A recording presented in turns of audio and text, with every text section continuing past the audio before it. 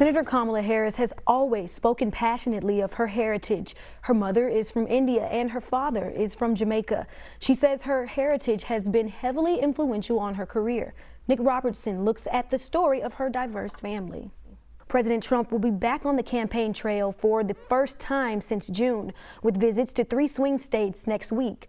And if the past 24 hours are any indication, he's coming with fuel for his base. Jeremy Diamond has details. Welcome back. It's Self-Care Saturday here at BNC. This week we're exploring the effect of financial stress on mental health.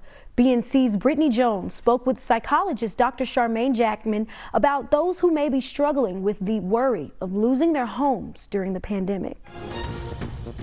Welcome back. Reaction to the peace deal between Israel and the United Arab Emirates has been mixed across the Middle East.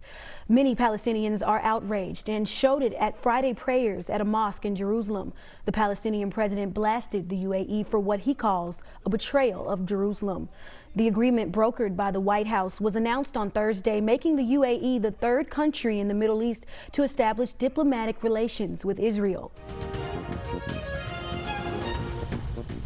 Welcome back. U.S. scientists are working on a strain of the coronavirus to purposely infect people with COVID-19. That's according to the National Institute of Allergy and Infectious Diseases. The human challenge trial would be used to find a vaccine for the virus, but Dr. Anthony Fauci says he doesn't think the strain will ever be used. Elizabeth Cohen reports. We don't think we're ever going to need it. Dr. Fauci says human challenge trials are normally used for when a virus is not widely circulating. The coronavirus is, and this approach may not be necessary.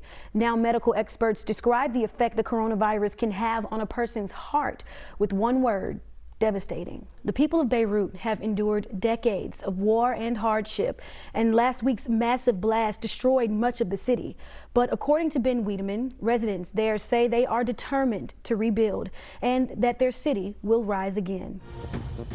Welcome to BNC Prime Weekend. I'm Carmen Lofton in for Brittany Jones. President Donald Trump has nominated Judge Amy Coney Barrett to the Supreme Court, capping a dramatic reshaping of the federal judiciary that will resonate for a generation and that he hopes will provide a needed boost to his re-election effort. Trump hailed Barrett as, quote, a woman of remarkable intellect and character, saying he had studied her record closely before making the pick. Welcome back. A conservative activist says he was brought to tears by the loss of Supreme Court Justice Ruth Bader Ginsburg, but the pain of her death had nothing to do with politics for him. Instead, it was about a nearly 2 decades-long friendship that started with one similarity between him and the liberal legal icon. Suzanne Malveaux reports. Ginsburg died last Friday at age 87. Known simply as RBG, she was an icon to millions of Americans, especially young girls, after a long legal career built on fighting for gender equality. Well, up next on BNC Sports, our James Hill has an exclusive with an NBA alumni player turned college basketball coach. You don't want to miss it. We'll be right back. Rapper and media mogul Ice Cube is making headlines after the news of him working with President Trump to create the Platinum Plan. The plan is geared towards the Black community, hoping to invest $500 billion for small businesses, education, and health resources. BNC's Kelly Wright got a chance to speak with Ice Cube. COVID-19 continues to surge around the globe. The rate of tests coming back positive and the number of people in the hospital due to COVID-19 are also spiking. Johns Hopkins University Coronavirus Research Center is reporting more than 39 million confirmed COVID-19 cases worldwide. More than 1,106,000 people have died globally. In the United States, more than 8 million people have contracted the virus and more than 200,000 people have died. How have you been holding up this week? We hope you've been taking some time out for self-care. It's Self-Care Saturday here on BNC, and each week we chat with a therapist to give you your mental health tip of the week. We're just 16 days away from the November election, and today we spoke with our resident therapist, Jane Marks, about election stress anxiety. Well, it's Self-Care Saturday. We're talking about the election. We're talking about anxiety. There's been so much going on as far as headlines are concerned. You've got the president president getting coronavirus. You've got just the election, the debate, so much going on. So let's talk about anxiety right now. Well, I'll tell you one thing, Carmen. First of all, I'm glad to be here. I love Self-Care Saturday. It's a time where we kind of sit back, reflect, and look at what's going on. But you're so right about the election and about the anxiety that comes along with it. This election has been so different than any other election, I think, at least in the last 20 years. I think we thought the last one was tough, but this one is so much tougher. Got time to focus on the election, and every time you turn on the news, what do we see? Something else. Absolutely. We're blindsided by something else. And I think for those of us who realize this, we really need to take stock. Sure. Right. So in that situation, how do you deal when you have two people in the same household, or just a group, that has opposing views? How would you deal with that? Well, that's an interesting question, because in the old days you could have opposing views, and they were just your opponents. You know what? You have your thoughts about it, and I have my thoughts about it. It was okay. Now, unfortunately, we're enemies. And I don't know if you've experienced it, but I know lots of people have told me, and certainly my patients have told me, they've lost friends during the course of this. People feel so strongly about these elections. And so how do you recommend people stay informed, but also, detach themselves? You kind of hit on that a little bit. So what's the best way to really detach? You put the phone down. What now? Okay, you put the phone down, but you also got to turn off your alerts. You know how, like, on your phones it says news alert? It'll say either BNC, CNN, whatever. It says news alert.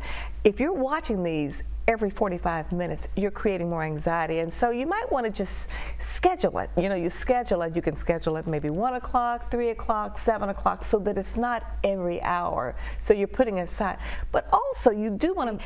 And lastly, and you've given us a lot of tips, but overall, what's your self-care tip of the week?